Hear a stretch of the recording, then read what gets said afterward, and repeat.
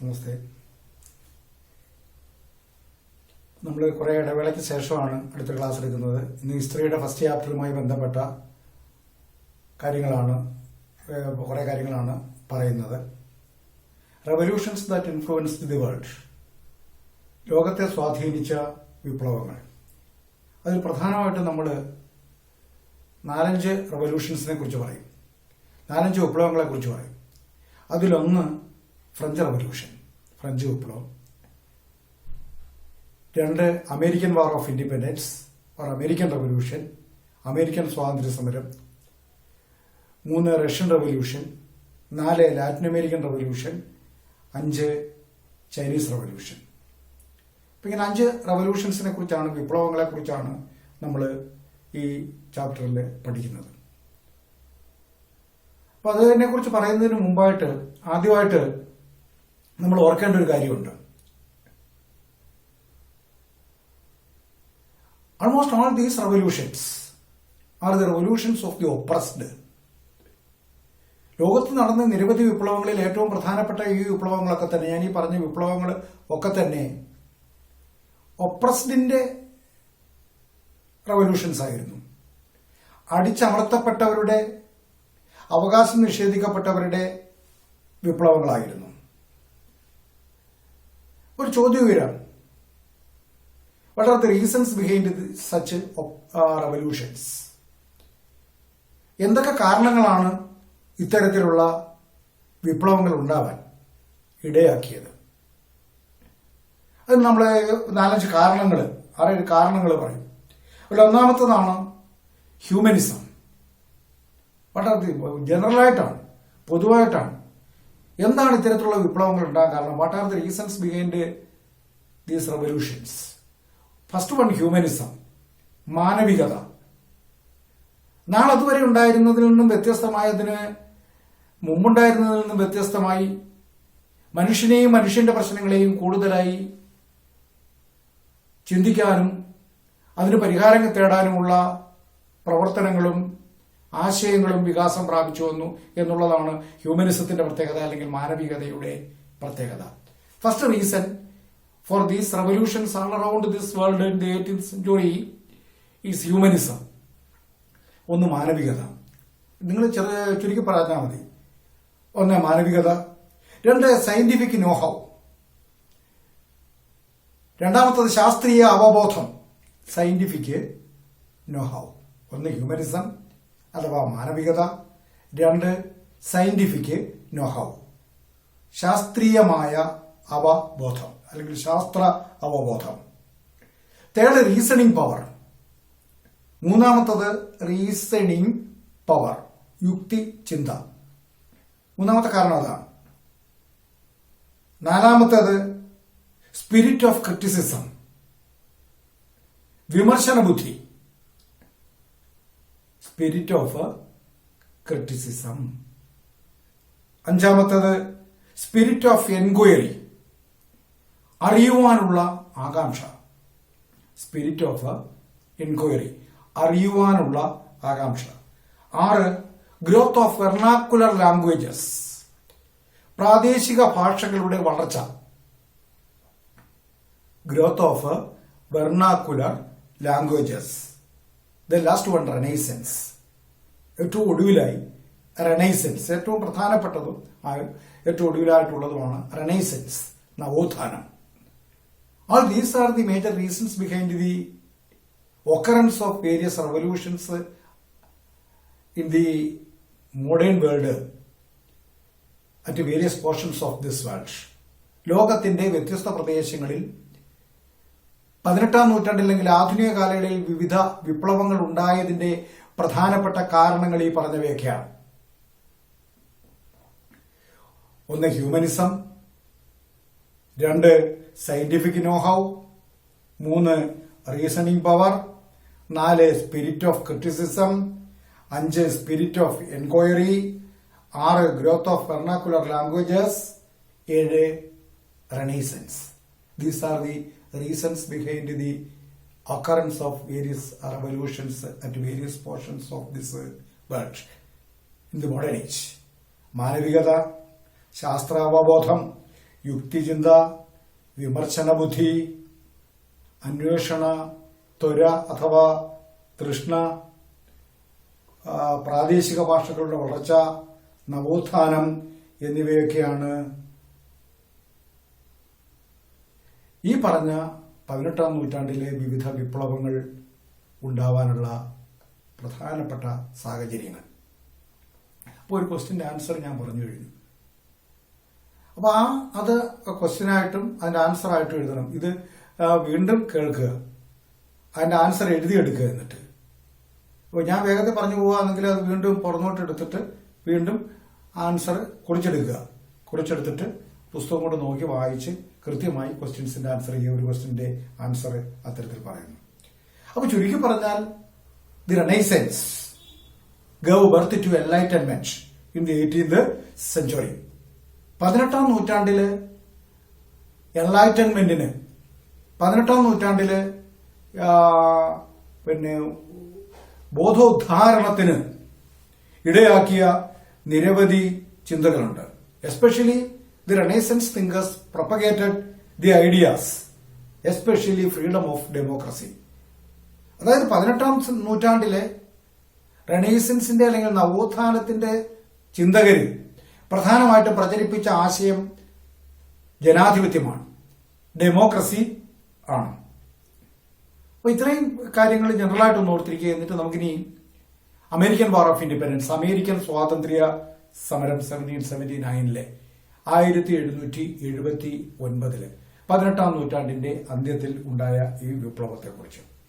One of the major demands of the 13 colonies in North America was no taxation without representation.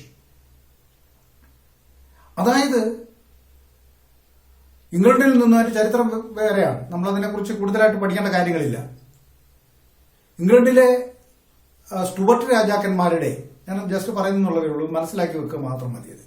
Stuart രാജാക്കന്മാരുടെ മതപീഡനം സഹിക്കവയ്യാതെ ഇംഗ്ലണ്ടിൽ നിന്നും പുറപ്പെട്ട Protestant മതവിശ്വാസികൾ, അതായത് കത്തോലിക്ക മതവിശ്വാസത്തെ എതിർത്തിരുന്നവർ, ഇൻഡിപെൻഡന്റ് ഗ്രൂപ്പിൽപ്പെട്ട കത്തോലിക്ക മതത്തിനെതിരായിട്ടുള്ള വിഭാഗക്കാർക്ക് നേരെ പിന്തുടരുന്ന മതപീഡനം സഹിക്കവയ്യാതെ അവര് ജന്മനാടായ ഇംഗ്ലണ്ടിനെ ഉപേക്ഷിക്കുകയും മേഫ്ലവർ എന്നൊരു കപ്പലിൽ അവര് അറ്റ്ലാന്റിക് സമുദ്രം കടന്ന് വടക്കേ അമേരിക്കയുടെ കിഴക്കേ തീരത്ത് എത്തിച്ചേരുകയും ചെയ്തു. അവരവിടെ 13 കോളനികൾ സ്ഥാപിച്ചു. ആ 13 കോളനികളുടെ പേരൊന്നും ഓർത്തിരിക്കുക, പുസ്തകത്തിലുണ്ടതല്ല.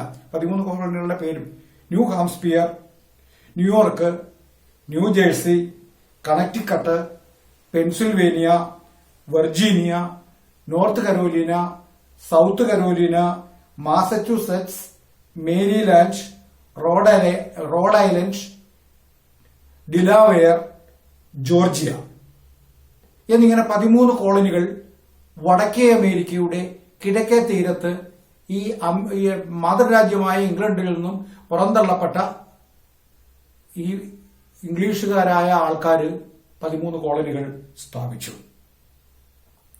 The demands of the colonies leads to this American war of independence. ഇത്തരത്തിൽ കോളനികൾ സ്ഥാപിച്ച് വടക്കേ അമേരിക്കയുടെ കിഴക്കേ തീരത്ത് 13 കോളനികൾ സ്ഥാപിച്ച ബ്രിട്ടീഷുകാർ, മാതൃരാജ്യം ബ്രിട്ടനായിട്ടുള്ള ഇംഗ്ലീഷുകാരായ ആൾക്കാര് മുന്നോട്ട് വെച്ച ഡിമാൻഡുകളാണ്, അവരുടെ ആവശ്യങ്ങളാണ് അമേരിക്കൻ സ്വാതന്ത്ര്യ സമരമായ അമേരിക്കൻ വാർ ഓഫ് ഇൻഡിപെൻഡൻസ് ആയി വളർന്ന് വികാസം പ്രാപിച്ചത്. അതായത് ഈ ബ്രിട്ടീഷ് ഭരണാധികാരികളുടെ ഇൻടോളറൻസിൽ നിന്നും മോചനം നേടുന്നതിനാണ് അവർ അമേരിക്കയിൽ എത്തിയത്. പക്ഷേ ഈ 13 കോളനികൾ സ്ഥാപിച്ചു കഴിഞ്ഞപ്പോൾ ആ 13 കോളനികളുടെ മേലും ആധിപത്യം സ്ഥാപിച്ചുകൊണ്ട് കോളനിയുടെ ഭരണം ബ്രിട്ടൻ കൈയടക്കി. അവകാശങ്ങൾ പൂർണ്ണമായിട്ടും ഈ കോളനിക്കാരുടെ നിഷേധിക്കപ്പെട്ടപ്പോൾ കോളനിക്കാര് പുതിയ സ്വാതന്ത്ര്യത്തിനും അവകാശങ്ങൾക്കും വേണ്ടി നിലകൊണ്ടു. അതാണ് അമേരിക്കൻ സ്വാതന്ത്ര്യ സമരത്തിലേക്ക് വഴി തെളിയിച്ചത്. അമേരിക്കൻ സ്വാതന്ത്ര്യ സമരത്തിലേക്ക് വഴിതെളിച്ച കാരണങ്ങൾ എന്തൊക്കെ? What are the causes behind the American war of independence? അടുത്ത ചോദ്യം അതാണ്. അവർ ഉയർത്തിയ കുറെ ഡിമാൻഡുകൾ ഉണ്ടായിരുന്നു. ആ ഡിമാൻഡും അതിന്റെ ഭാഗമാണ്. ഒന്നാമത്തത് participation of the people in government, അതായത് ഇത് ഇംഗ്ലണ്ടിൽ നിന്നും വന്ന് അമേരിക്ക സ്ഥിരതാമസം ഉറപ്പിച്ചവരാ ഇംഗ്ലീഷ് ഭരണാധികാരികളുടെ ചെയ്തികളെ എതിർത്തുകൊണ്ട്. പക്ഷെ അവിടെ ചെന്നും അവരുടെ മേൽ ആധിപത്യം സ്ഥാപിച്ചപ്പോ തങ്ങളെ ഭരിക്കുന്നതിനുള്ള ഗവൺമെന്റിൽ പ്രാതിനിധ്യം വേണമെന്ന് അവർ ആവശ്യപ്പെട്ടു. They demanded participation of people, that means colonies in the government. ഗവൺമെന്റില് കോളനിക്കാർക്ക് പ്രാതിനിധ്യം വേണം എന്ന് അവർ ആവശ്യപ്പെട്ടു. അവരുടെ ഒരു ഡിമാൻഡ് അതാണ്. What were the demands of the colonies എന്ന് ചോദിച്ചാൽ ഒന്നാമത്തെ demand, what were the demands of the colonies? ഒന്നാമത് they demanded participation in their government. തങ്ങളുടെ ഗവൺമെന്റിൽ തങ്ങൾക്കും പങ്കാളിത്തം വേണം. Without the participation, they proclaimed that without the participation of the people or without the participation in government, such a government is against people. ജനങ്ങൾക്ക് പ്രാതിനിധ്യമില്ലാത്ത ഒരു government തീർച്ചയായിട്ടും ജനങ്ങൾക്കെതിരായിരിക്കും. ജനങ്ങൾക്ക് പ്രാതിനിധ്യമില്ലാത്ത ഗവൺമെന്റ് ജനങ്ങൾക്കെതിരായിരിക്കും. Without participation in government is against the people. അടുത്ത ഒരു മുദ്രാവാക്യം ഉയർത്തിയ നോ ടാക്സേഷൻ വിത്തൗട്ട് റെപ്രസെന്റേഷൻ. കോളനിക്കാരുടെ മേൽ വിവിധ തരത്തിലുള്ള imposed, that means the mother country British government imposed various types of taxes on the colonies. കോളനികളുടെ മേൽ വിവിധ തരത്തിലുള്ള നികുതികൾ ബ്രിട്ടൻ ഏർപ്പെടുത്തി. എന്നാൽ ബ്രിട്ടീഷ് ഗവൺമെന്റിന് ഈ കോളനിക്കാർക്ക് പ്രാതിനിധ്യം ഉണ്ടായിരുന്നില്ല. അപ്പൊ അവരതുകൊണ്ട് പറഞ്ഞത്, ഞങ്ങൾക്ക് പ്രാതിനിധ്യം ഇല്ലാത്തൊരു ഗവൺമെന്റ് തീരുമാനിക്കുന്ന നികുതി തരാൻ ഞങ്ങൾ ബാധ്യസ്ഥമല്ല. അതായിരുന്നു ആ മുദ്രാവാക്യം, നോ ടാക്സേഷൻ വിത്തൌട്ട് റെപ്രസെന്റേഷൻ. അതായത് നികുതി ചുമത്തണമെങ്കിൽ ഗവൺമെന്റിൽ ഞങ്ങൾക്കും പങ്കാളിത്തം ഉണ്ടാവണം. ഞങ്ങളാണ് ഞങ്ങളുടെ മേൽ നികുതി ചുമത്തുന്ന കാര്യങ്ങളെക്കുറിച്ച് തീരുമാനിക്കുന്നത്. ഞങ്ങൾക്ക് പ്രാതിനിധ്യമില്ലാത്ത ബ്രിട്ടീഷ് പാർലമെന്റ്, ബ്രിട്ടീഷ് ഗവൺമെന്റ് ചുമത്തുന്ന നികുതി തരാൻ ഞങ്ങൾക്ക് കഴിയില്ല. അതിന്റെ സ്ലോഗനായിരുന്നു അമേരിക്കൻ വാർ ഓഫ് ഇൻഡിപെൻഡൻസിന്റെ ഒരു മുദ്രാവാക്യമായിരുന്നു നോ ടാക്സേഷൻ വിത്തൌട്ട് റെപ്രസെന്റേഷൻ. ഇതൊക്കെ കോളനിക്കാരുടെ ഡിമാൻഡ്സ് ആണ്. ഈ ഡിമാൻഡ്സ് ആണ് അമേരിക്കൻ സ്വാതന്ത്ര്യ സമരത്തിന് ബേസായത്, അടിസ്ഥാനമായത്. ഇനി പ്രധാനമായിട്ട് പറയുമ്പോൾ മർക്കന്റലിസ്റ്റ് പോളിസി ഒരു റീസണാണ്, ഒരു കോസാണ്. ചോദ്യം ഉത്തരവാദിത്തം എടുക്കേണ്ടതാണ്. ഇതൊക്കെ കാരണങ്ങൾ എന്തൊക്കെ, കോസസ് എന്തൊക്കെ, വാർ ഓഫ് ഇൻഡിപെൻഡൻസിന്റെ കോസസ് എന്തൊക്കെ? മർക്കന്റലിസ്റ്റ് പോളിസി ഓഫ് ബ്രിട്ടന്റെ മർക്കന്റലിസ്റ്റ് പോളിസി, അത് ബ്രിട്ടന്റെ വാണിജ്യ നയം ഒരു പ്രധാനപ്പെട്ട ഘടകമായിരുന്നു. അതായത് മർക്കന്റലിസ്റ്റ് പോളിസി എന്ന് പറയുമ്പോൾ it is against the colonies, കോളനിക്കാർക്കെതിരായിട്ടുള്ളത്. According to the mercantilist policy of the British government, the colonies exist for the sake of the mother country. കോളനികൾ നിലനിൽക്കുന്നത് കോളനിക്കാർക്ക് വേണ്ടിയിട്ടല്ല, മറിച്ച് മാതൃരാജ്യത്തിന് വേണ്ടിയിട്ടാണ്. അപ്പൊ അതിന്റെ ബെനിഫിറ്റ് മുഴുവൻ മാതൃരാജ്യത്തിന് കിട്ടണം. Colonies exist for the sake of the mother country. മാതൃരാജ്യത്തിന്റെ ഉന്നതിക്ക് വേണ്ടിയിട്ടാണ് കോളനികൾ നിലകൊള്ളുന്നത്. Internal commerce in colonies were regulated. Many regulations were imposed upon the colonial trade by Great Britain. Many taxes were imposed.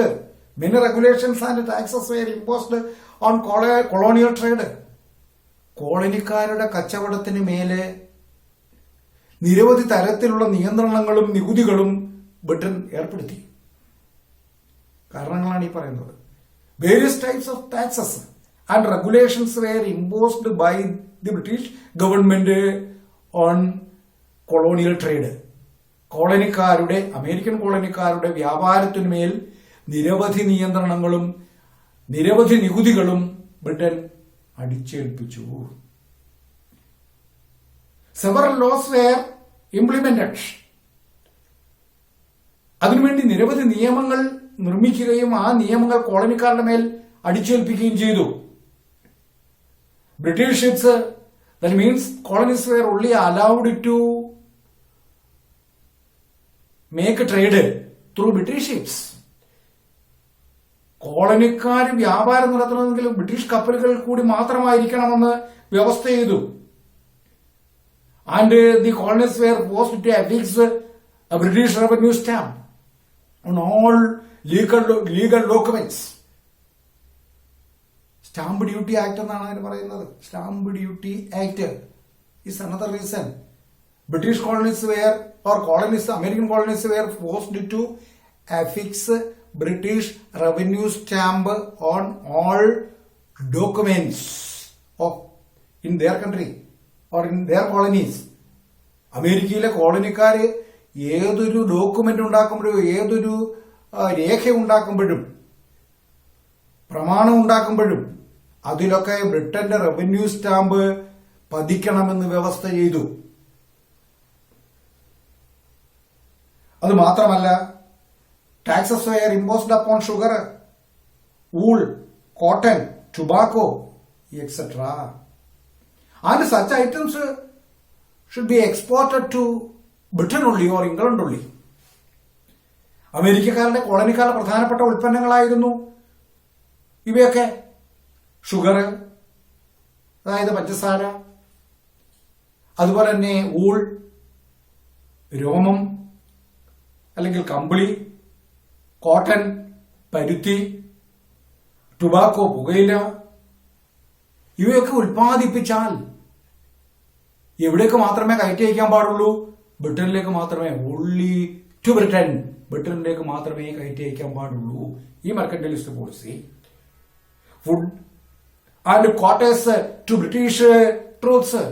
Colonies were forced to bear the expense of food and quarters of the British troops were installed in the colonies. കോളനികളിൽ കൊണ്ടുവന്ന് ബ്രിട്ടനിൽ നിന്നും നിലനിർത്തിയിരുന്ന സൈന്യത്തിന് വേണ്ട ആഹാരവും താമസ സൗകര്യവും കോളനിക്കാർ കൊടുക്കണമെന്ന് വ്യവസ്ഥ ചെയ്തു.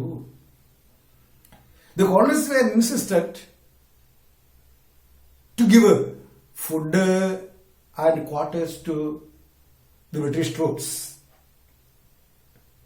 And taxes were imposed to import also, such as tea, glass, paper, etc. ഇനി അതിലുപരി കോളനിക്കാർക്ക് ആവശ്യമായ സാധനങ്ങൾ ഇറക്കുമതി ചെയ്യുമ്പോൾ ആ ഇറക്കുമതി ചെയ്യുന്ന സാധനങ്ങളുടെ മേല് വിവിധ നികുതികൾ ചുമത്തി. കോളനിക്കാർക്ക് ആവശ്യമായിട്ടുള്ളതായിരുന്നു ടീ, തേയില, പേപ്പർ, ഗ്ലാസ്, ഇവയൊക്കെ. ഇതിനൊക്കെ ബ്രിട്ടൻ നികുതി ചുമത്തി. ബ്രിട്ടൻ നികുതി കൊടുക്കണം ഇത് ഇറക്കുമതി ചെയ്യുമ്പോൾ. Such taxes on both import and export created resentment among the colonies against the British or British authorities or government. British അധികാരികൾക്കെതിരെ ശക്തമായ വികാരവും വെറുപ്പും ക്ഷണിച്ചു വരുത്തുന്നതായിരുന്നു ഇത്തരത്തിലുള്ള ബ്രിട്ടന്റെ നടപടികൾ. ആരുടെ മേൽ? കോളനിക്കാരുടെ മേൽ. In such a situation, they required great incident or protest against the tax imposed upon tea. അമേരിക്കക്കാര് കോളനിക്കാര് ഇറക്കുമതി ചെയ്യുന്ന നികുതിയുടെ മേൽ തേയിലയുടെ മേൽ നികുതി ഏർപ്പെടുത്തിയതിനെതിരെ ഒരു വലിയ പ്രക്ഷോഭമുണ്ടായി. On December 16th, 1773. December 16th, 1773. 1773 December മാസം 16 they protested. They entered in the ships which anchored in the Boston harbor in disguised as Red Indians and threw all the teachers, that means 342 teachers, to the sea as a part of protest against the taxes imposed upon tea. തേയിലയ്ക്ക് മേൽ ഏർപ്പെടുത്തിയ നികുതി പ്രതിഷേധിക്കുന്നതിന് വേണ്ടി 1773 December മാസം 16 Britain നികുതി ചുമത്തി കോളനിക്കാരുടെ പ്രധാന തുറമുഖമായ Boston തുറമുഖത്ത് നങ്കൂരമിട്ട കപ്പലിലേക്ക് കോളനിക്കാര് red ഇന്ത്യക്കാരുടെ വേഷത്തിൽ വേഷപ്രച്ഛന്നരായി കടക്കുകയും 342 തേയിലപ്പെട്ടികൾ കടലിലേക്ക് വലിച്ചെറിയുകയും ചെയ്തു. This incident is known as Boston tea party. ഈ സംഭവ വികാസത്തെ ബോസ്റ്റൺ ടീ പാർട്ടി എന്ന പേരിലാണ് അറിയപ്പെടുന്നത്. ബോസ്റ്റൺ ടീ പാർട്ടി എന്ന പേരിൽ ഇത് അറിയപ്പെടുന്നു. ദീസ് പോളിസീസ്, കാരണങ്ങളാണ് പറയുന്നത്, these policies created the resentment of the colonies against their mother country. തങ്ങളുടെ മാതൃരാജ്യത്തിനെതിരെ ശക്തമായ വെറുപ്പ്, വികാരം വളർന്നു വരുന്നതിന് ഇടയാക്കിയ ബ്രിട്ടന്റെ നയങ്ങളാണ് ഈ പറയുന്നതൊക്കെ.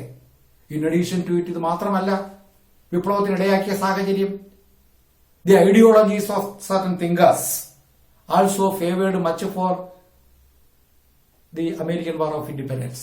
അമേരിക്കൻ സ്വാതന്ത്ര്യ സമരത്തിന് പ്രചോദനമേകിയ കുറെ തിങ്കേഴ്സ് ഉണ്ട്. അതിൽ ഏറ്റവും പ്രധാനിയാണ് John Locke, who stood for fundamental rights, was the exponent of fundamental rights. The ideas of John Locke, the famous scholar, the ideas of John Locke, that is fundamental rights, മൗലികാവകാശങ്ങൾ. ഓരോ പൗരനും മൗലികാവകാശം ഉണ്ട്.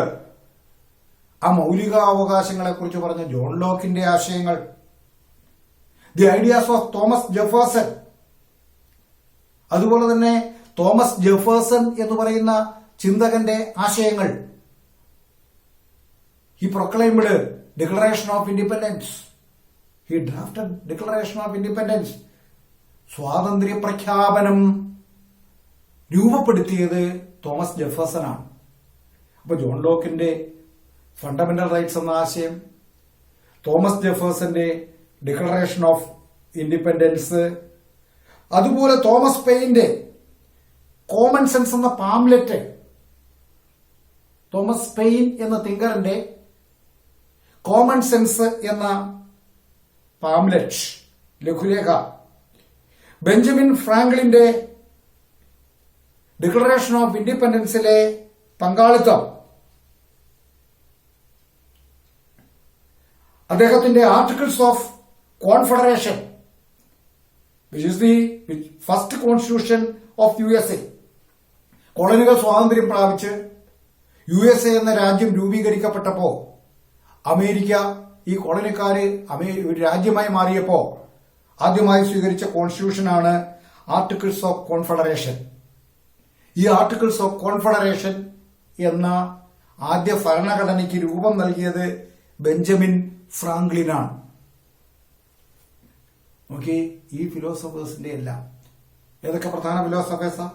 Thomas Locke, അദ്ദേഹത്തിന്റെ fundamental rights, അതുപോലെ തന്നെ Thomas Jefferson, declaration of independence, Thomas പെയിന്റെ common sense എന്ന pamphlet, Benjamin ഫ്രാങ്ക്ലിന്റെ articles of constitution, first constitution of America. അപ്പൊ ഇവയൊക്കെ all these inspired the colonies to rose in revolt against their mother country. ഇവരുടെയൊക്കെ ആശയങ്ങൾ, ഈ പറഞ്ഞ ആശയങ്ങളൊക്കെ മാതൃരാജ്യത്തിനെതിരെ പോരാടാൻ അവരെ പ്രേരിപ്പിച്ച പ്രധാനപ്പെട്ട ഘടകങ്ങളാണ്. അപ്പൊ അത്തരത്തിൽ അതിനു മുമ്പ് പറഞ്ഞ control over export and import, maintaining of English words in the colonies and their expense is imposed upon the colonies. ഇതൊക്കെ ഞാൻ പറഞ്ഞു. കോളനിക്കാരുടെ ഇറക്കുമതിക്കും കയറ്റുമതിക്കും ഒക്കെ മേലേർപ്പെടുത്തിയ നിയന്ത്രണങ്ങളും നികുതികളും, അതുപോലെ തന്നെ കോളനിയിൽ കൊണ്ടുവന്ന് ബ്രിട്ടീഷ് ട്രൂപ്പിനെ നിർത്തിയിട്ട് അല്ലെങ്കിൽ സൈന്യത്തെ നിലനിർത്തിയിട്ട് ആ സൈന്യത്തിന്റെ ചെലവ് കോളനിക്കാർ വഹിക്കണമെന്ന് പറഞ്ഞത്, അതുപോലെ തന്നെ affixing of British stamp, revenue stamp on all legal documents, എല്ലാ നിയമപരമായി കോളനിക്കാരുണ്ടാക്കുന്ന എല്ലാ പത്രങ്ങളിലും അല്ലെങ്കിൽ ഉടമ്പടികളിലും ബ്രിട്ടന്റെ സ്റ്റാമ്പ് പതിക്കണമെന്ന വ്യവസ്ഥ. Above all rise in price, വമ്പിച്ച വില വർധനവ്. കോളനിക്കാർക്ക് സാധനങ്ങൾ, അത്യാവശ്യ നിത്യോപയോഗ ഡെയിലി യൂസിനുള്ള എല്ലാ തിങ്സും വൻ വിലയ്ക്കാണ് ലഭിച്ചിരുന്നത് ഡ്യൂ ടു ഹൈ ടാക്സസ്. ഉയർന്ന നികുതി മൂലം, ഏർപ്പെടുത്തപ്പെട്ട നികുതി മൂലം വലിയ നികുതി വലിയ വില നിത്യോപയോഗ സാധനങ്ങൾക്ക് കൊടുക്കേണ്ടതായിട്ട് വന്നു. That means mother country or Britain followed a policy of exploitation through control over export and import. ഇറക്കുമതിയുടെയും കയറ്റുമതിയുടെയും മേൽ നിയന്ത്രണം ഏർപ്പെടുത്തുക വഴി കോളനിക്കാരെ എല്ലാ അർത്ഥത്തിലും ചൂഷണം ചെയ്യുന്നതിനുള്ള സമീപനമാണ് ബ്രിട്ടൻ സ്വീകരിച്ചത്. എസ്പെഷ്യലി ത്രൂ ഇൻക്രീസ്ഡ് ടാക്സ്, വർദ്ധിപ്പിച്ച നികുതിയിലൂടെ. ഞാൻ പറഞ്ഞു, stamp act, sugar act, tax imposed upon paper, glass, അതുപോലെ തന്നെ tea, maintenance of English words in colonies. ഇപ്പൊ ഇതൊക്കെ വിവിധ ഉൽപ്പന്നങ്ങളുടെ മേല് ഏർപ്പെടുത്തിയ നികുതി. ഇതുകൂടാതെ ബ്രിട്ടീഷ് സൈന്യത്തെ കോളനികൾ നിലനിർത്തുകയും അവയുടെ ചെലവ് കോളനിക്കാർ വഹിക്കണമെന്ന വ്യവസ്ഥ ചെയ്യുകയും ഒക്കെ പ്രധാനപ്പെട്ട കാരണങ്ങളായിരുന്നു. And above all dictatorship. ഇതെല്ലാം സഹിക്കാം. The government or the administration on the colonies by the mother country is based on dictatorship. കോളനിക്കാരുടെ ഒരു താല്പര്യങ്ങളും പരിഗണിക്കാതെ സ്വേച്ഛാധിപത്യത്തിൽ അധിഷ്ഠിതമായ ഭരണമാണ് ബ്രിട്ടൻ നടപ്പിലാക്കിയത്. The nature of government was dictatorship. സ്വേച്ഛാധിപത്യപരമായിരുന്നു. All rights and liberties of the colonies were neglected by the mercantilist policy. ഇപ്പൊ ചുരുക്കി പറഞ്ഞാൽ ഈ നയങ്ങളിലൂടെയൊക്കെ all rights and liberties of the colonies were neglected or suppressed by the mother country. Mathrurajyam ഈ അവകാശങ്ങളും അധികാരങ്ങളും എല്ലാം പൂർണ്ണമായും നിഷേധിക്കുന്ന സമീപനമാണ് സ്വീകരിച്ചത്. In such A situation the colonies for the first time summoned at Philadelphia in 1774, which is known as the first Philadelphia Congress. അപ്പൊ എന്നാണ് ഫസ്റ്റ് ഫിലാഡൽഫിയ കോൺഗ്രസ് എന്ന് ചോദിച്ചാൽ, first Philadelphia Congress or first continental Congress കോളനിക്കാരെല്ലാം കൂടെ ആദ്യമായി ഒത്തുകൂടി 1774 ഫിലാഡൽഫിയയിൽ. അതിനെ അറിയപ്പെടുന്നത് ഫസ്റ്റ് ഫിലാഡൽഫിയ കോൺഗ്രസ് എന്ന പേരിലാണ്, ഒന്നാം ഫിലാഡൽഫിയ സമ്മേളനം എന്ന പേരിലാണ്. Except Georgia, the representative of Georgia.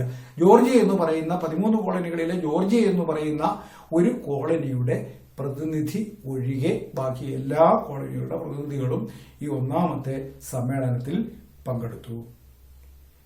They discussed about the situation. അവർ നിലനിൽക്കുന്ന സാഹചര്യത്തെക്കുറിച്ച് ചർച്ച ചെയ്തു. And framed a petition in which they included all their grievances and send to the or submitted to the British king. But it was neglected. Any one of the demands of the colonies was not approved. കോളനിക്കാർക്ക് തങ്ങൾക്ക് പറയാനുള്ള പരാതികളെല്ലാം ഈ Philadelphia കോൺഗ്രസിൽ വെച്ച് രൂപപ്പെടുത്തുകയും അത് ഇംഗ്ലണ്ടിലെ രാജാവിന് സമർപ്പിക്കുകയും ചെയ്തു. എന്നാൽ ദൗർഭാഗ്യകരം എന്ന് പറയട്ടെ, ഇംഗ്ലണ്ടിലെ രാജാവ് അതിലൊരവകാശം പോലും അംഗീകരിച്ചു കൊടുക്കാൻ തയ്യാറായില്ല. It was in such A situation another Congress was made in 1775.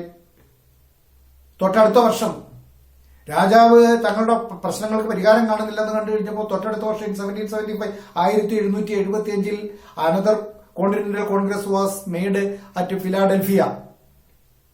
Georgia ഉൾപ്പെടെ പങ്കെടുത്തു. 13 കോളനികളുടെ പ്രതിനിധി, almost all the colonies represented in this continental Congress in 1775 second Philadelphia Congress. 1775 Philadelphia സമ്മേളനത്തിൽ ജോർജിയ ഉൾപ്പെടെയുള്ള 13 കോളനികളുടെ പ്രതിനിധികളും പങ്കെടുക്കുക ഉണ്ടായി. ഓൺ ജൂലൈ 4th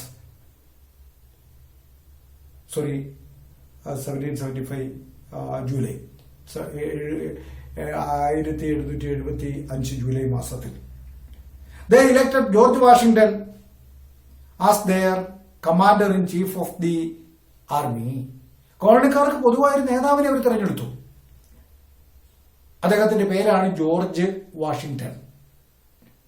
കോളനിക്കാരുടെ ലീഡറായിട്ട് ജോർജ് വാഷിംഗ്ടണിനെ ഈ സെക്കൻഡ് 1775 സെക്കൻഡ് ഫിലാഡൽഫിയ കോൺഗ്രസില് and pamphlet was accepted by name common sense by Thomas Paine. ഞാൻ മുമ്പേ സൂചിപ്പിച്ചതാണ്. തോമസ് പെയിൻ എന്ന് പറയുന്ന ഫിലോസഫറുടെ തത്വചിന്തകന്റെ കോമൺ സെൻസ് എന്ന പാംലെറ്റ് ലഘുലേഖ പ്രസിദ്ധീകരിച്ചു. And they declared or this common sense declared to break the ties with Britain. ആ കോമൺ സെൻസ് തോമസ് പെയിന്റെ ആ കോമൺ സെൻസിലൂടെ അവരൊരു പ്രഖ്യാപനം നടത്തി. കോളനിക്കാരുടെ പ്രതിനിധികൾ 1775 ഫിലാഡൽഫിയയിൽ കൂടി ഒരു പ്രഖ്യാപനം നടത്തി. എന്താ പ്രഖ്യാപനം? ആ പാംലെറ്റിലൂടെ നടത്തിയ പ്രഖ്യാപനം എന്താ? ബ്രിട്ടനുമായിട്ടുള്ള എല്ലാ ബന്ധങ്ങളും, മാതൃരാജ്യമായിട്ടുള്ള എല്ലാ ബന്ധങ്ങളും ഞങ്ങൾ വിച്ഛേദിക്കുന്നു, ഞങ്ങൾ ഇല്ലാതാക്കുന്നു, ഒഴിവാക്കുന്നു. Then in the next year, in 1776, July 4th, they made the famous Declaration of Independence. തൊട്ടടുത്ത വർഷം 1776 ജൂലൈ മാസം 4-ാം തീയതി, വളരെ പ്രാധാന്യമുള്ള ഒരു ദിവസമാണ്. 1776 ജൂലൈ മാസം 4-ാം തീയതി ഡിക്ലറേഷൻ ഓഫ് ഇൻഡിപെൻഡൻസ്, സ്വാതന്ത്ര്യ പ്രഖ്യാപനം നടത്തി. It was prepared by Thomas Jefferson. ഇത് തയ്യാറാക്കിയത് Thomas Jefferson and he was assisted by Benjamin Franklin. Thomas ജെഫർസനെ ഡിക്ലറേഷൻ ഓഫ് ഇൻഡിപെൻഡൻസ് തയ്യാറാക്കാൻ സഹായിച്ചത് ബെഞ്ചമിൻ ഫ്രാങ്ക്ലിനാണ്. അങ്ങനെ തോമസ് ജെഫർസന്റെ ഡിക്ലറേഷൻ ഓഫ് ഇൻഡിപെൻഡൻസ്, സ്വാതന്ത്ര്യ പ്രഖ്യാപനം, മഹത്തായ സ്വാതന്ത്ര്യ പ്രഖ്യാപനം നടത്തി. ആ സ്വാതന്ത്ര്യ പ്രഖ്യാപനം തയ്യാറാക്കാൻ തോമസ് ജെഫേഴ്സനെ സഹായിച്ചത് ബെഞ്ചമിൻ ഫ്രാങ്ക്ലിൻ ആണ്. Through which they declared law, life, liberty, pursuit of happiness. അനിവാര്യമായതാണ്, basic necessities of human life. മനുഷ്യന്റെ ജീവിതത്തിന് അടിസ്ഥാനമായി വേണ്ടത് ഈ കാര്യങ്ങളാണ്. ഇത് ഞങ്ങൾക്ക് ഇനി ലഭ്യമാണ്, അല്ലെങ്കിൽ ഞങ്ങൾ ഇതിനു വേണ്ടി നിലകൊള്ളുന്നു. Liberty, life and pursuit of happiness. Through a declaration of independence they declared that everyone has certain rights. അവർ പ്രഖ്യാപിച്ചു ഏതൊരു മനുഷ്യനും ചില അവകാശങ്ങളുണ്ട്. ബോൺ റൈറ്റ്സ്, ജന്മനാ ഉള്ള അവകാശങ്ങളുണ്ട്. അതുപോലെ തന്നെ മുമ്പത്തെ സ്ലോഗൻ അവരെ പ്രഖ്യാപിച്ചത് അപ്പോഴാണ്, no taxation without representation. Britain എന്താ അധികാരം ഞങ്ങളുടെ മേൽ നികുതി ചുമത്താൻ? ബ്രിട്ടീഷ് ഗവൺമെന്റ് ഞങ്ങളുടെ മേൽ നികുതി ചുമത്തുന്നത്. ബ്രിട്ടീഷ് ഗവൺമെന്റിൽ ഞങ്ങൾക്ക് പങ്കാളിത്തമില്ല. ഞങ്ങൾക്ക് പങ്കാളിത്തമില്ലാത്തൊരു ഗവൺമെന്റ് ചുമത്തുന്ന നികുതി തരാൻ ഞങ്ങൾ തയ്യാറല്ല. അത്രയുള്ള എന്റെ അർത്ഥം. No taxation without representation and life, life, liberty, pursuit of happiness. ഇത് ഇത്രയും ഡിക്ലറേഷൻ ഓഫ് ഇൻഡിപെൻഡൻസിന്റെ ഉള്ളടക്കമാണ്. Then war started between the colonial army and British troops. തുടർന്ന് യുദ്ധം പൊട്ടിപ്പുറപ്പെട്ടു. കോളനിക്കാരുടെ സൈന്യം, അതിന്റെ തലവനായിരുന്ന കമാൻഡന്റ് ചീഫായിരുന്ന ജോർജ് വാഷിംഗ്ടൺ, അദ്ദേഹത്തിന്റെ നേതൃത്വത്തിലുള്ള കോളനിക്കാരുടെ സൈന്യവും ബ്രിട്ടന്റെ സൈന്യവും തമ്മിൽ യുദ്ധം ആരംഭിച്ചു. And it lasted up to 1781. 1781 വരെ ഈ രണ്ടുപേരും യുദ്ധം ചെയ്തു. And finally Britain was defeated. മാതൃരാജ്യത്തെ ബ്രിട്ടൻ പരാജയപ്പെടുത്തി. ബ്രിട്ടീഷ് ട്രൂപ്സ് പരാജയപ്പെട്ടു. And the war of American independence ended with the treaty of Paris of 1783. 1781 Britain പരാജയപ്പെട്ടെങ്കിലും 1783 പാരീസ് ട്രീറ്റി അനുസരിച്ചാണ് ഈ യുദ്ധം അവസാനിച്ചത്. അപ്പോൾ ഏത് ട്രീറ്റി അനുസരിച്ചാണ് അമേരിക്കൻ വാർ ഓഫ് ഇൻഡിപെൻഡൻസ് അവസാനിക്കുന്നത് എന്ന് ചോദിച്ചാൽ, treaty of Paris of 1783, 1783 Paris സമാധാന ഉടമ്പടിയുടെ അടിസ്ഥാനത്തിലാണ്. ഡേറ്റ് 1700, പിന്നീടും വരുന്നുണ്ട് പാരീസ് സമാധാന സന്ധി. 1783 പാരീസ് പീസ് ട്രീറ്റി അനുസരിച്ചാണ്. And they made another, after the defeat of Britain, another convention was made, Continental Convention was made at Philadelphia. ഫിലാഡൽഫിയയിൽ വീണ്ടും കോളനിക്കാർ ഒത്തുകൂടി. And its leadership was made by James Madison. യുദ്ധാനന്തരം നടന്ന ആ സമ്മേളനത്തിന് നേതൃത്വം കൊടുത്തത് ജെയിംസ് മാഡിസൺ ആണ്. And he framed the American constitution. അദ്ദേഹം അമേരിക്കയ്ക്ക് ഒരു കോൺസ്റ്റിറ്റ്യൂഷൻ, ഭരണഘടന എഴുതി ഉണ്ടാക്കുന്നതിന് നേതൃത്വം നൽകി.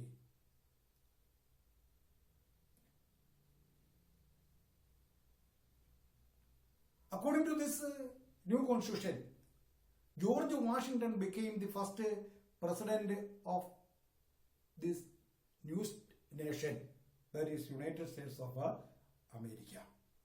അതനുസരിച്ച് പുതിയ ഭരണഘടന അനുസരിച്ച് അമേരിക്കയുടെ ആദ്യ പ്രസിഡന്റായി ജോർജ് വാഷിംഗ്ടൺ തെരഞ്ഞെടുക്കപ്പെട്ടു. ഇനി എന്താണ് അമേരിക്കൻ വാർ ഓഫ് ഇൻഡിപെൻഡൻസിന്റെ റിസൾട്ട്സ്, ഫലങ്ങൾ എന്തൊക്കെ ചോദിക്കാം. കാരണങ്ങൾ, കോളനിക്കാരുടെ ഡിമാൻഡുകൾ എന്തൊക്കെയായിരുന്നു, ഡിക്ലറേഷൻ ഓഫ് ഇൻഡിപെൻഡൻസ് എന്നാലെന്ത്, ബോസ്റ്റൺ ടീ പാർട്ടി എന്നാലെന്ത്, ഇതിനകത്ത് ചോദ്യങ്ങൾ നിങ്ങൾ ഉണ്ടാക്കണം. പറഞ്ഞനുസരിച്ച് അതിന്റെ ഉത്തരങ്ങളൊക്കെ ഞാൻ പറഞ്ഞു കഴിഞ്ഞു. Role of philosophers in the American war of independence, American സ്വാതന്ത്ര്യ സമരത്തിൽ ഫിലോസഫേഴ്സിന്റെ തത്വശാസ്ത്രജ്ഞന്മാരുടെ പങ്കെന്തൊക്കെ, അപ്പോൾ ഏതൊക്കെ തത്വശാസ്ത്രജ്ഞന്മാരാണ്, അവർ ഏതൊക്കെ ആശയങ്ങൾക്കാണ് നേതൃത്വം കൊടുത്തത് തുടങ്ങിയ കാര്യങ്ങളൊക്കെ. ഇനി what are the results of the American war of independence, American സ്വാതന്ത്ര്യ സമരത്തിന്റെ ഫലങ്ങൾ എന്തൊക്കെ, ആഫ്റ്റർ എഫക്ട്സ് എന്തൊക്കെ. American War of Independence leads to the formation of a new nation or a birth of a new nation by name the United States of America. ലോകത്തൊരു പുതിയ രാജ്യത്തിന്റെ പിറവിക്ക് കാരണമായി. അതാണ് അമേരിക്കൻ ഐക്യനാടുകൾ, United States of America. American ഐക്യനാടുകൾ എന്ന പേരിൽ ഒരു പുതിയ രാജ്യം രൂപീകരിക്കപ്പെട്ടു. It transformed. American War of Independence transformed the existing system that existed in his colonies. കോളനികൾ നിലനിന്നിരുന്ന അടുത്ത ഫലം അതാണ്. It transformed the existing system of government. നിലനിന്നിരുന്ന ഗവൺമെന്റിനും വ്യവസ്ഥിതിക്കും മാറ്റം വന്നു. നേരത്തെ നിലനിന്നിരുന്ന വ്യവസ്ഥ എന്ന് പറഞ്ഞാൽ ബ്രിട്ടൻ നിയമങ്ങൾ അടിച്ചേൽപ്പിക്കുക, തീരുമാനങ്ങൾ അടിച്ചേൽപ്പിക്കുക, ബ്രിട്ടനിൽ നിന്ന് ഇരുന്നുകൊണ്ട് ഇവിടെ ഭരിക്കുക, അവിടെ നിന്ന് സൈന്യത്തെ ഇവിടെ കൊണ്ട് നിലനിർത്തുക. ആ സിസ്റ്റത്തിനാകെ മാറ്റം വന്നു. ഇത് മാത്രമല്ല, this revolution influenced the later revolutions of the world. പിന്നീട് നടന്ന ലോകത്ത് നടന്ന വിവിധ വിപ്ലവങ്ങളെ കാര്യമായി ഈ വിപ്ലവം സ്വാധീനിക്കുകയുണ്ടായി. നമുക്കറിയാം, പിന്നീട് വന്ന തൊട്ടടുത്ത് വന്ന 10 വർഷം കഴിഞ്ഞപ്പോൾ വന്ന ഫ്രഞ്ച് റെവല്യൂഷൻ, ഫ്രഞ്ച് വിപ്ലവം ഇതിനെ സ്വാധീനിച്ചു. അതുപോലെ വന്ന് പിന്നീട് വന്ന ലോകത്തെ പല വിപ്ലവങ്ങളെയും അമേരിക്കൻ വാർ ഓഫ് ഇൻഡിപെൻഡൻസ് സ്വാധീനിക്കുക ഉണ്ടായി. And the American war of independence gov direction and motivation of the later struggles and revolts all over the world. ലോകമെമ്പാടും പിന്നീട് നടന്ന വിപ്ലവങ്ങൾക്ക്, അധിനിവേശത്തിനെതിരായിട്ടുള്ള പോരാട്ടങ്ങൾക്ക് പ്രചോദനം ഏകി എന്നതാണ് മറ്റൊരു ഫലം. റിസർച്ച് വെച്ചപ്പോൾ അക്കൗട്ടിടണം. And it put forward മറ്റൊരു റിസൾട്ടാണ്, put forward the concept of republican form of government in the newly born state or country. They established a new form of government of their own by name republican form of government. ലോകത്ത് പുതുതായി ഉണ്ടായ ഈ United States of America എന്ന രാജ്യത്ത് ഒരു പുതിയ രീതിയിലുള്ള government. ഏത് രീതിയിലുള്ള government? Republican form of government. Republican മാതൃകയിലുള്ള ഭരണക്രമം സ്ഥാപിക്കപ്പെട്ടു. And they prepared the first written constitution in the world. ഇനി അത് മാത്രമല്ല, ലോകത്താദ്യമായി ലിഖിതമായ ഒരു ഭരണഘടന ഒരു രാജ്യത്തിൽ ഉണ്ടാകുന്നത് അമേരിക്കൻ വിപ്ലവത്തെ തുടർന്നാണ്. അതാണ് അടുത്ത result. First written constitution in the world was prepared as a result of the American war of independence. അടുത്തതോ, it contributed the concept of feudal system of government that ensured freedom, authority of states in the union. It contributed the concept of a federal government. American government, the government of the United States of America is a federal government. Federal government ആണ്. അത് പിന്നീട് നിങ്ങൾ പഠിക്കും. 2 തരത്തിലുള്ള government ഉണ്ട്, കേന്ദ്ര ഗവൺമെന്റും സംസ്ഥാനങ്ങൾക്ക് പ്രത്യേക ഗവൺമെന്റും. കേന്ദ്രത്തിനും ധാരാളം അധികാരമുണ്ട്, സംസ്ഥാനത്തിനും ഏറെ അധികാരങ്ങൾ കൊടുക്കുന്ന ഒരു വ്യവസ്ഥിതിയാണ് ഫെഡറൽ സമ്പ്രദായം എന്ന് പറയുന്നത്. അപ്പോൾ അമേരിക്ക സ്ഥാപിക്കപ്പെട്ട ഗവൺമെന്റ് ഫെഡറൽ സമ്പ്രദായത്തിൽ അധിഷ്ഠിതമായ ഗവൺമെന്റാണ്. അത്തരത്തിലുള്ള ഒരു ഫെഡറൽ സിസ്റ്റം ഓഫ് ഗവൺമെന്റും സ്ഥാപിക്കപ്പെട്ടു. ഇതൊക്കെയാണ് അതിന്റെ പ്രധാനപ്പെട്ട birth of a new nation by name United States of America. ഒന്നാമത്തത്, അമേരിക്കൻ ഐക്യനാടുകൾ എന്ന പേരിൽ ഒരു പുതിയ രാജ്യം രൂപീകരിക്കപ്പെട്ടു. രണ്ടാമതായി ലോകത്തെ മറ്റിതര വിപ്ലവങ്ങളെയും അതുപോലെയുള്ള മുന്നേറ്റങ്ങളെയും ഒക്കെ ആശയങ്ങളെയും ഒക്കെ അത് സ്വാധീനിച്ചു ഇൻ ദി ലേറ്റർ വേൾഡ്. ഇനി അത് മാത്രമല്ല, new form of government was established by republican form of government. പുതിയ രീതി മാതൃകയിലുള്ള ഒരു റിപ്പബ്ലിക്കൻ ഗവൺമെന്റ് സ്ഥാപിക്കപ്പെട്ടു. അത് കഴിഞ്ഞാൽ അടുത്തതെന്ന് പറഞ്ഞു കഴിഞ്ഞാൽ ലോകത്തെ ആദ്യത്തെ ലിഖിത ഭരണഘടനയുണ്ടായത് first written constitution in this world was framed. അതിലെല്ലാം ഉപരിയായി federal system of government was established in the United States of America. American ഐക്യനാടുകളിൽ ഫെഡറൽ വ്യവസ്ഥിതിയിൽ അധിഷ്ഠിതമായ ഒരു ഗവൺമെന്റ് സ്ഥാപിക്കപ്പെട്ടു. ഇത്രയും കാര്യങ്ങളെ ഉള്ളത്.